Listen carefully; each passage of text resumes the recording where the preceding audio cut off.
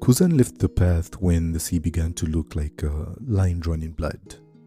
He was the cold summer, a man who could freeze oceans and yet thaw at the sight of unnecessary suffering. When the Marine's answer to chaos became a furnace that burnt innocents along with criminals, Kuzan's sense of justice cracked. He judged not only actions but outcomes. He asked whether a victory bought with civilian lives was worth the price. Where Akainu saw purity in annihilation of what he deemed impure, Kuzan saw a failure of imagination, a moral arithmetic that always rounded toward harm. Consider this: two men who could end the same life with similar force, but whose internal ledgers weighed different things. One counts law as an absolute, the other counts life. Both are ruthless in their own way. Both believe they are saving the world. Both leave bodies in their wake and wake to the same name: justice. Fujitora's justice came like a gentle, terrible blindness, literally and ethically. His eyes could not see the world, but his conscience saw the fractures no statute could bend. He punished when the law failed to punish, and intervened when the law was the cover for violence. Yet he also recognized the limits of unilateral righteousness. He toppled tyrants only when the people below needed air. He believed that justice could not be delivered from on high without looking down and asking, "Who will live after I have judged?" Fujitora's gravity was not only a power over matter, it was gravity as moral weight. The realization that lifting oppression sometimes required destroying the scaffold beneath it, and that every collapse asks of the judge an account of the ruin left behind. Akainu's justice is a clean, terrible sentence: absolute justice. The doctrine that the law is moral clarity, and that moral clarity must be enforced with flame. He reduced ambiguity into a single currency: pain. For Akainu, hesitation is betrayal, compromise is infection, and the only cure is eradication. That ethic has the advantage of simplicity. It also has the cost of being unforgiving to nuance, collateral life, and the slow human mistakes that teach us to be less monstrous. At Marineford, the doctrine revealed itself in how he treated a son, a pirate, and an institution, with an inferno that answered pain with more pain. Akainu's justice demanded purity and was willing to burn the outer and the worshippers alike to achieve it. Borsalino moved through all of this with the bored smile of someone who had watched too many chess games to be surprised by any one piece. Kizaru's justice was procedural, almost indifferent. Lightspeed consequences delivered with the languor of a man who thought the world profoundly predictable. He trusted structure, command, and the idea that if you perform your role correctly, the world will sort itself out. He rarely debated the morality of an order.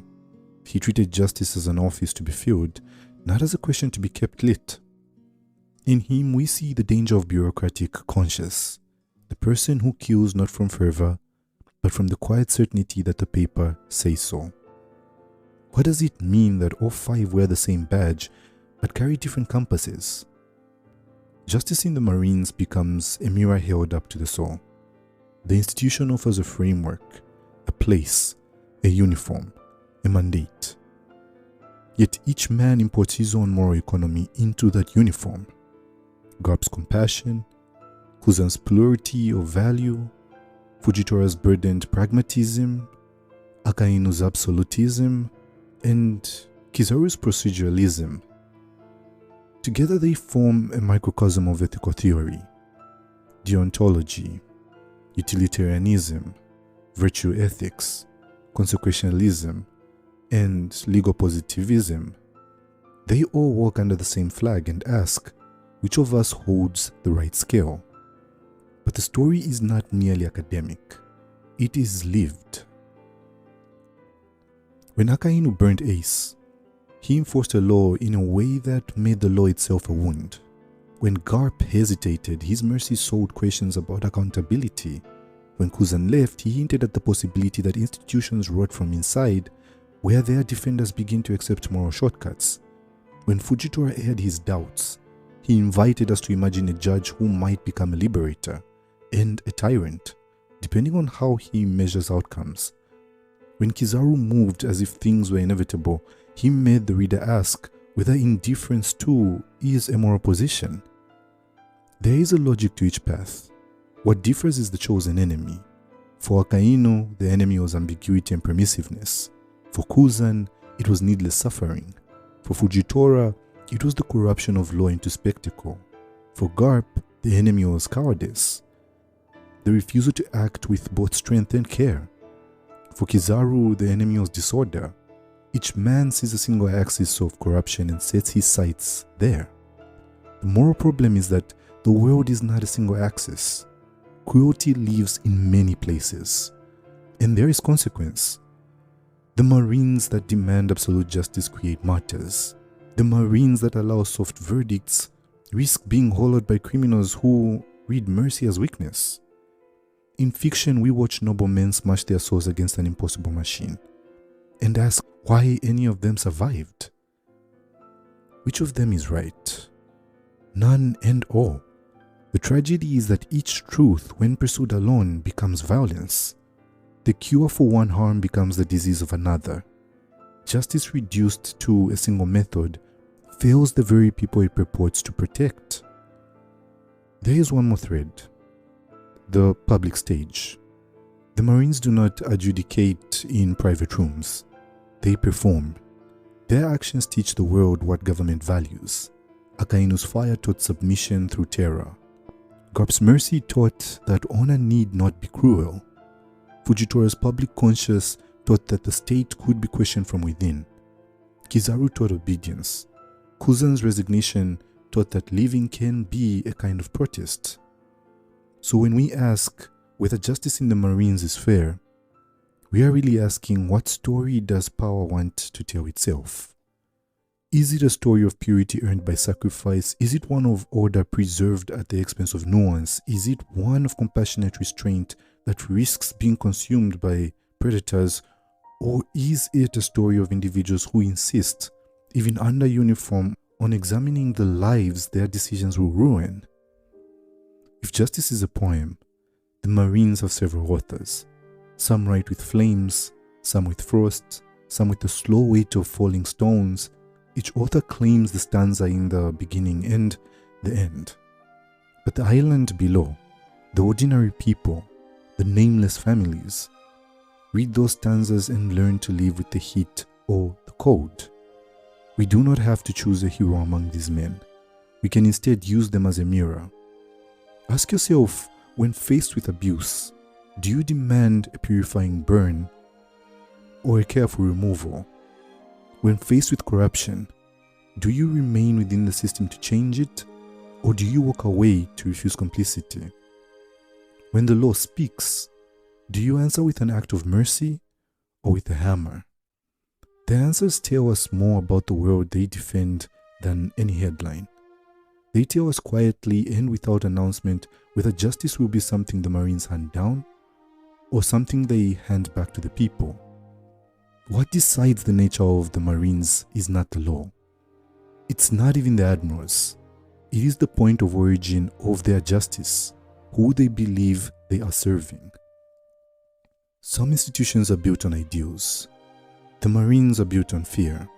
Fear of the sea, fear of the pirate age, fear of the truth buried under centuries of erased history, fear of a dawn they cannot control. From the top, the world government does not preach justice to protect lives. It preaches justice to maintain order, because order preserves power. In this architecture, Marines become sculptors of perception more than defenders of citizens. They are the scaffolding that keeps a collapsing narrative upright. The nature of the Marines is decided in quiet rooms where the celestial dragons breathe heavy under silk masks. They are the origin point, not in wisdom but in dominance. Their desires do not require moral justification.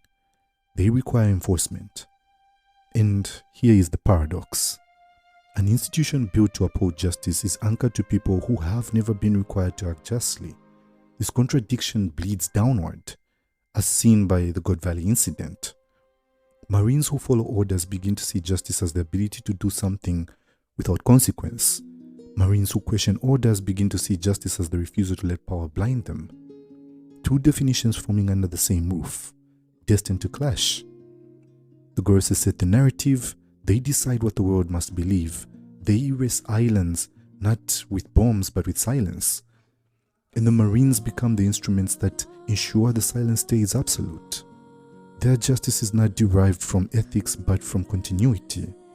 History must be unbroken, authority must appear eternal, the void century must stay void.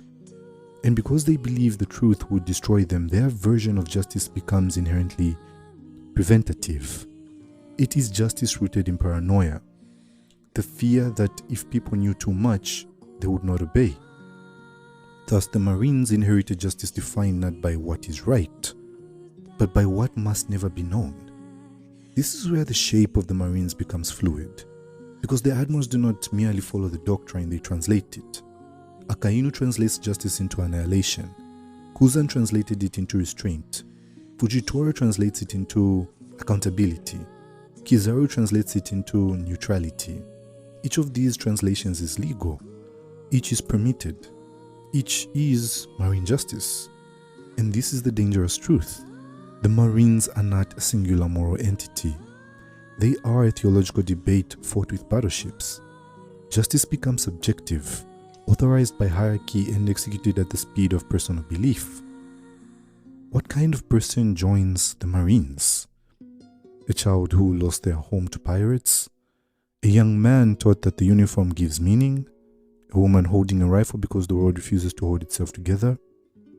Each recruit carries their trauma, their hope, their need for a purpose. By the time they reach higher ranks, their definition of justice has calcified into something sharp and unyielding. Thus, the nature of the Marines is decided by the psychological composition of those who survive inside it. Fear selects the obedient, conviction selects the dangerous, compassion selects the disillusioned. The Marines must appear righteous. This performance shapes their actions as much as any decree. When pirates grow too powerful, justice must become dramatic.